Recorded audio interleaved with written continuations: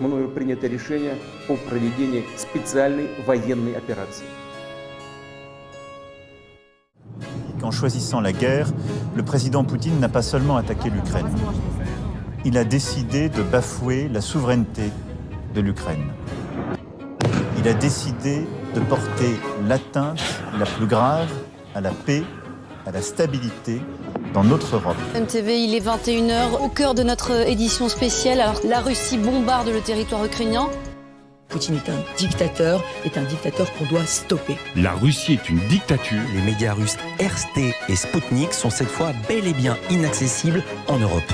Ce n'est pas l'Ukraine qui a choisi le chemin de la guerre, mais c'est l'Ukraine qui propose de retrouver le chemin de la paix.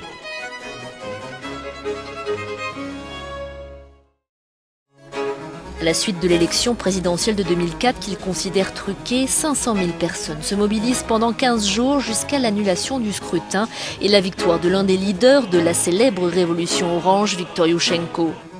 Moscou accorde l'équivalent de 11 milliards d'euros. Ce mardi soir, ils étaient encore des milliers à dénoncer les choix politiques du président Yanukovych. C'est la volonté de revivifier le rêve européen. This is your moment. America is with you. I am with you. Le président russe vient de confirmer le rattachement, la réunification, dit-il, de la Crimée à la Russie. Les États-Unis ne reconnaissent pas et ne reconnaîtront jamais la tentative russe d'annexer la Crimée. Odessa est victime de la haine entre pro-russes et pro-ukrainiens. La division du pays s'amplifie après le référendum d'indépendance organisé par les séparatistes mi-mai. Il est important pour la communauté internationale de soutenir les efforts de Petro Poroshenko. Poroshenko appelle les membres de l'OTAN à armer son pays.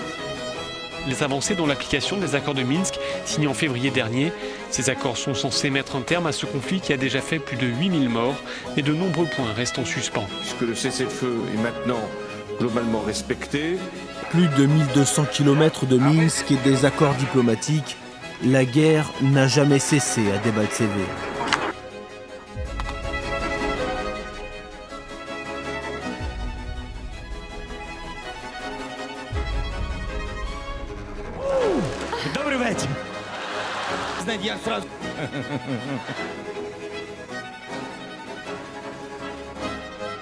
Kiev s'appuie aussi sur le soutien indéfectible de l'OTAN.